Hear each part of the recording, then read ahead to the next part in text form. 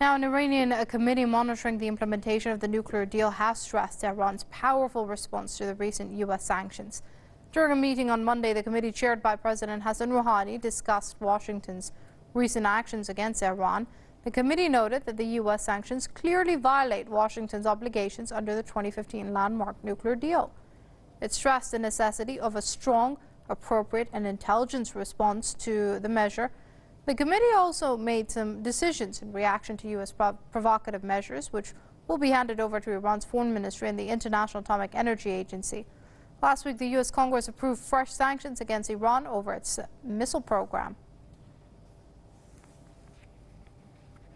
Let's speak to Tony Gosling. He's an investigative journalist and he joins us via Skype from Bristol. Many thanks for joining us here on Press TV, Mr. Gosling. Now, this was predicted earlier as well that if it's not Iran's nuclear program, then there'll be some other excuse that the U.S. will use to impose sanctions on the country.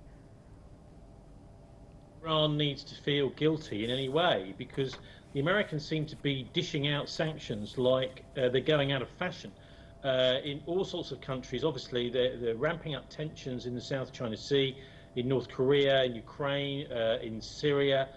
Also, we've just heard about Venezuela and Russia too. But it seems that and it's actually, I suppose, good to see that there are actually counter moves being made against the United States from Russia, particularly expelling all these diplomats, and now with Iran actually saying, well, we're not going to take this lying down, because everyone is trying to go out their way to be accommodating to the United States, and it's proving almost impossible.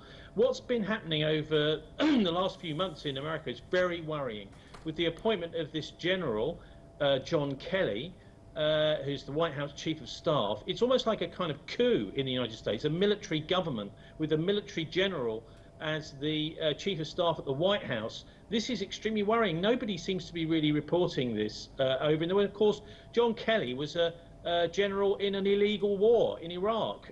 This is not the sort of person that should be trusted at all, of course, particularly since he may be facing war crimes trials in the future.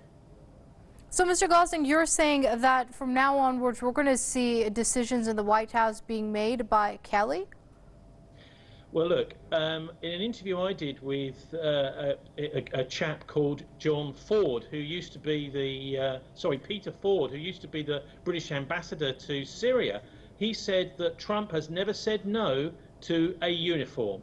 This is really worrying. I mean, the guy's a property developer, and yet he's surrounding himself by military generals. He's way out of his depth, Trump, I think, when it comes to these big decisions, and he's just ceding his policy to these hawks, many of whom, as I said, may be potentially war criminals.